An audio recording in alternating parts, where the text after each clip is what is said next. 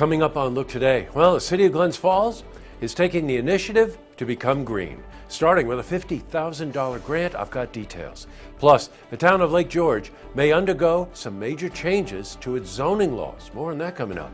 And Warren County Head Start will be able to operate another 6 months after receiving federal funding. I've got those details. All ahead on Look Today.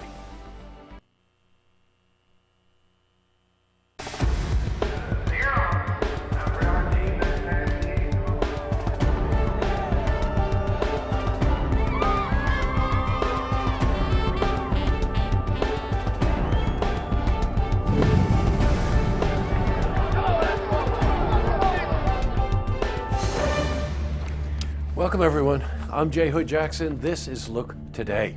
Happy Friday, by the way. All right, in tonight's program, I sit down with Sarah Craig. She's Executive Director of Cafe Lena in Saratoga, and we're joined by Sonny Bonaccio.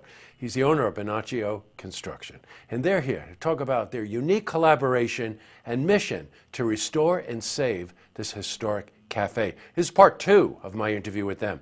And I also sit down with Barbara Bentley Morrill. Now, she's from the Saratoga Springs Lions Club, and she's here to talk about a free diabetes and education event that's hosted by the Lions at the Saratoga Museum of Dance that's happening tomorrow morning. Plus, we've got your weekend weather for the Tri-North counties, but first, these headline stories. Well, in our lead story, City of Glens Falls is gathering proposals for the use of a recently received grant. Now, the city is using a Clean Energy Community Grant, which was awarded to them on October 20th. Well, 5th Ward Councilman Jim Clark, who is part of the Special Projects Committee, has begun compiling ideas from the committee to submit to New York State Energy Research and Development. Now, for example, 2 of the proposed uses of the award involve making the city's infrastructure smarter and installing more energy-efficient light bulbs at East Field. Now, in order to qualify for the award, there's some needed steps that needed to be taken, and we spoke to Jim about this.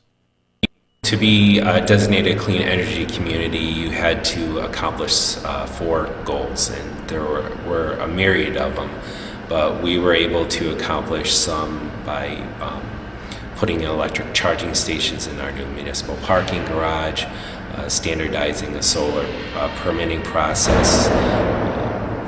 We did clean energy financing for nonprofits and businesses that could apply for financing to improve their energy consumption. Glens Falls is on the move. All right, in other news, the town of Lake George may undergo some major changes to its zoning laws. Now, this includes changing the town's definition of what tourist accommodations mean. Now, currently, homeowners can only rent their homes to tourists for less than 7 days. Now, this change would increase it to no less than 28 days. Now, the change also encompasses the use of solar farms and solar panels. Well, a public hearing on these changes will be held in April. Well, we spoke to Dan Baruch.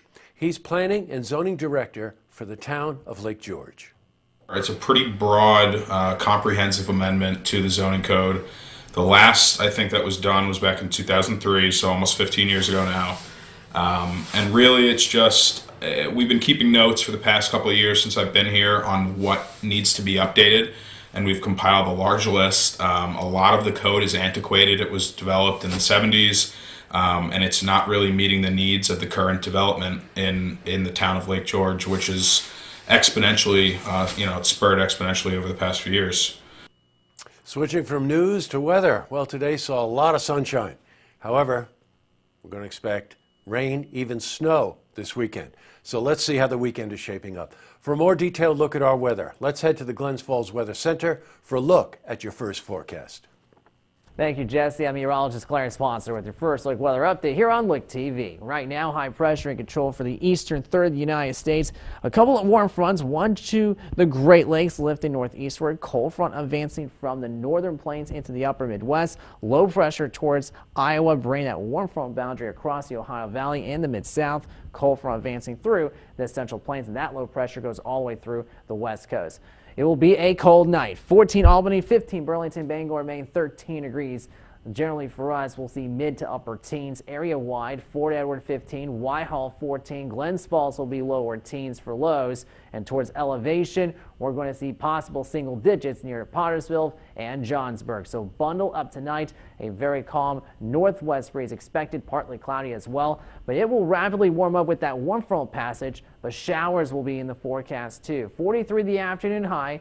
But a cold start, mostly cloudy, generally lower to mid-20s, then upper 20s through the 8 a.m. hour. Let's take a look at the extended forecast. We'll still keep the highs a little bit warmer yet for Sunday, but still 70% chance of rain. Could mix in with a few snowflakes as that front passes, but then we'll see drier weather by early next week, but colder. 35. That'll do for Monday. Partly sunny skies. Overnight low 23.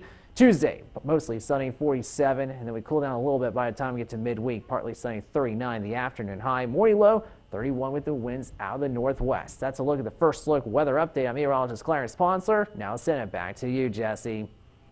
Thanks very much, Clarence. All right, back to the news. Well, a very important organization in the Tri-North County region will be able to continue operating this year.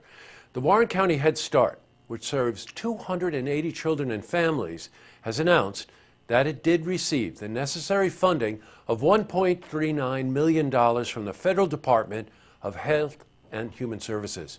Now, this is only half of the needed budget, but it will enable Head Start to operate for the next 6 months, which is really important. Now, we spoke to Shari Markey. She's Executive Director of the Warren County Head Start.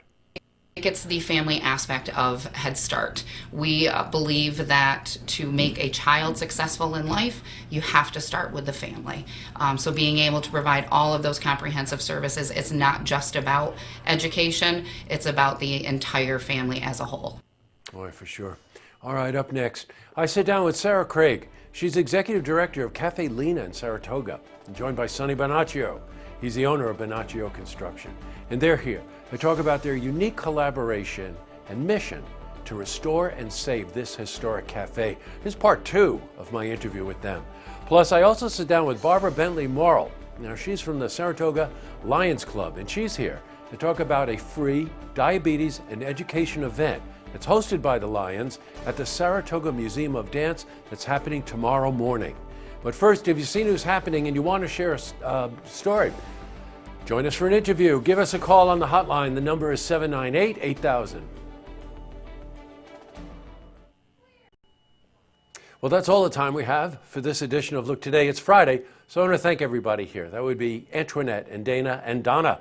But of course, Andrew and Drew, who today was sworn in as an American citizen. Congratulations, Drew. And up north, we've got Joel, and we've got the Bat, and we've got Norm. Everyone who makes this program and every other program here on Look TV and Look Media possible each and every week. A couple of lookouts for the weekend. That interview today I did with Barbara Morrill from the Lions Club. Got to remember, type 2 diabetes can affect anyone at any time, and it has a lot to do with your well-being and your diet and things like that. So if you have time tomorrow morning, head over to the National Museum of Dance and learn about diabetes.